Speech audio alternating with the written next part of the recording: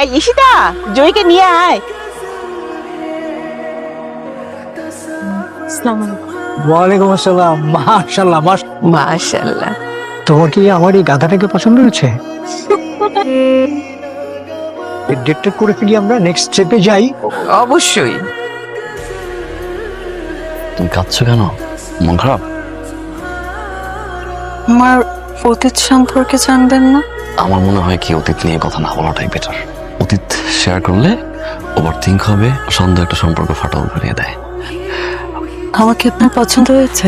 প্রথমে তো বিয়েতে আমি রাজি ছিলাম না, বাবার কাছে ছবি দেখে পরে আমি রাজি হয়ে গেছি।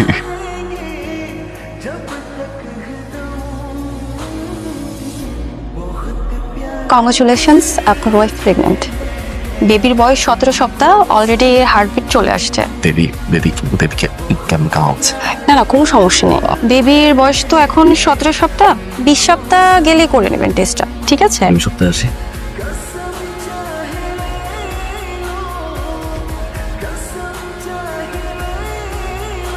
প্রথমবার বাবা হওয়ার নিউজটা না অনেক অদ্ভুত। নাফিস, বলো না। তোমরা সবাই এত ভালো কেন? আমি কখনো এক্সপেক্টই করিনি যে আমার শ্বশুর বাড়ির মানুষজন এরকম হবে। বাড়িতে মাত্র 3 মাস এসেছি, কিন্তু আমার মনে হয় যে সংসারটা আমার 30 বছরের। বেবির বয়স তো এখন 17 সপ্তাহ, 20 সপ্তাহ গেলেই করে নেবেন টেস্টটা। 14 সপ্তাহ 4 দিন। হ্যাঁ। আমার বিয়েটা তো তাড়াহুড়ো করে কেন হলো? ও মা, তোর শ্বশুর মানে জয়িতার বাবাকে সে তো বললো যে তার হার্টের প্রবলেম, দুটা মেয়ের বিয়ে সে দেখে যেতে চায়। উনি রাজনীতিবিদ, কত রকম ঝামেলা ওনাদের থাকে, সব কথা কি আমাদের সাথে শেয়ার করতে পারে? কি রে? আরে বাচ্চার বয়স তো 17 সপ্তাহ। রিপোর্ট তো ঠিকই আছে, রিপোর্ট সব ঠিকঠাক আছে, আমি খুব ভালো করে দেখছি। তুমি কি কখনো আমাকে ছেড়ে থাকতে পারবো?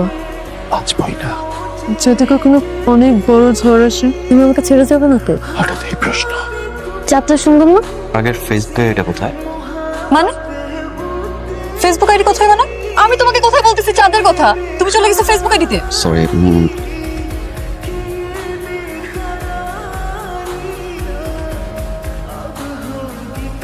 ভাবির নাম্বারে এর আগেও একটা আইডি ছিল যেটা এখন ডিঅ্যাক্টিভ করা, আর এটা ভাবির নিউ আইডি। তবে চলবা। নাফিস, বলো না। তুমি কি আমাকে ভালোবাসো? এটা কেমন প্রশ্ন? ভালোবাসি, এতটাই বিশ্বাস করি চোখ বন্ধ করে পানিতে চাপ দিতে পারবো।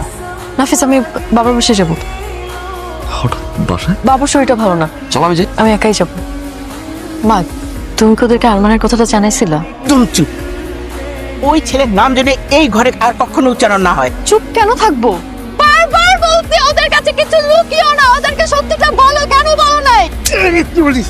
ছাড়ো তুমি আমাকে, ছাড়ো। আমাকে মেরে ফেলো বাবা, আবার কথা বলে। দাও, আমাকে বলতে দাও। আমার ইচ্ছার বিরুদ্ধে আমাকে বিয়ে দিছো। বাবা, তুমি শুধু আমাকে কষ্ট দাও না, তুমি আমার দ্বারা একটা ভালো পরিবার, যারা প্রত্যেকটা মানুষ আমাকে বিশ্বাস করে। বাবা, তুমি কি জানো আমার পেটের সন্তানটা কার? জানো না?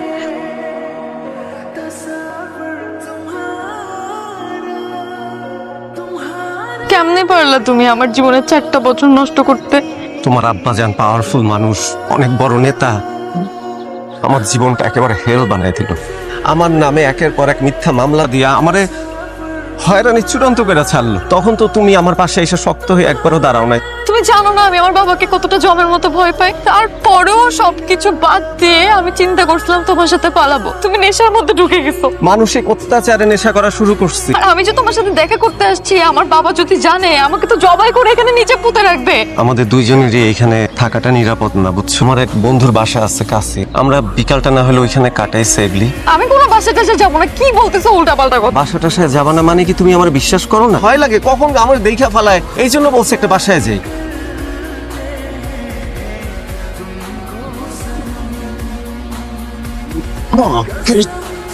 তোর তো এখন জেগে থাকার কথা নেই। কি এটা? জামাল মোল্লা এমপি পদপ্রার্থী এতক্ষণ যা বললো তা কিন্তু এখানে রেকর্ড হয়ে আছে।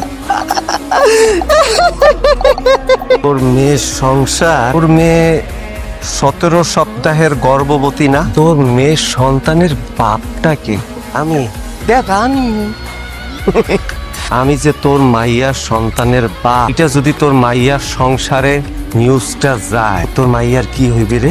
কি চাস বাবা তুই আমার কাছে? ক্ষতিপূরণ দিবি আমার, 30 লক্ষ টাকা দিবি তুই আমার।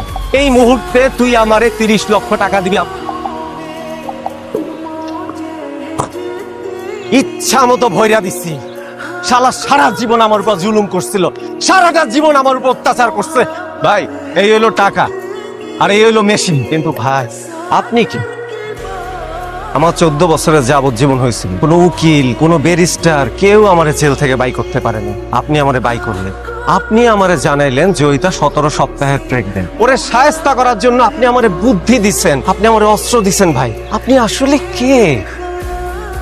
আমি সেই পুরুষ, প্রথমবার বাবা হব এই এক্সাইটমেন্টে পাগল হয়ে গেছিলাম। বাবা জানে বাচ্চাটা আমার, মা জানে বাচ্চাটা আমার, বোন জানে বাচ্চাটা আমার, সবাই জানে বাচ্চাটা আমার, বাচ্চাটা কিন্তু আমার না।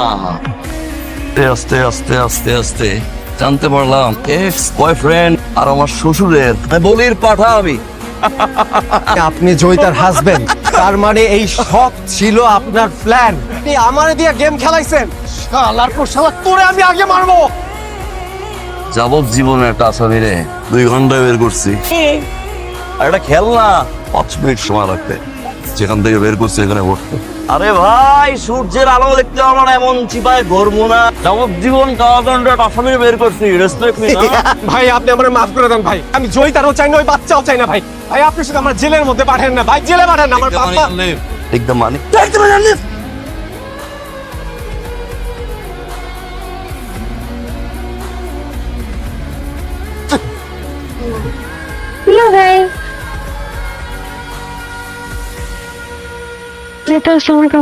প্রেশার ছিল অফিসের।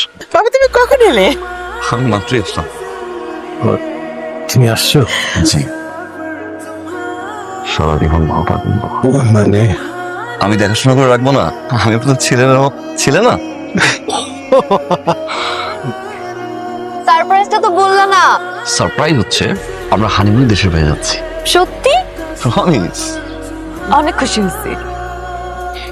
বাবা মাকে এই অবস্থায় যেতে দেবে? আব্বু আমাকে জানি তো টিকিটটা কাটলাম। নাফিস, আমি তোমাকে একটা সত্যি কথা বলতে চাই। আমার অতীত নিয়ে এই বাচ্চাটা তোমার, আমার, আমাদের, শুধুই আমাদের। এটাই সত্য। এই সত্যের বাইরে আমি কিছু জানতে চাই না। সবকিছু করতে পারি আমার পরিবারের জন্য।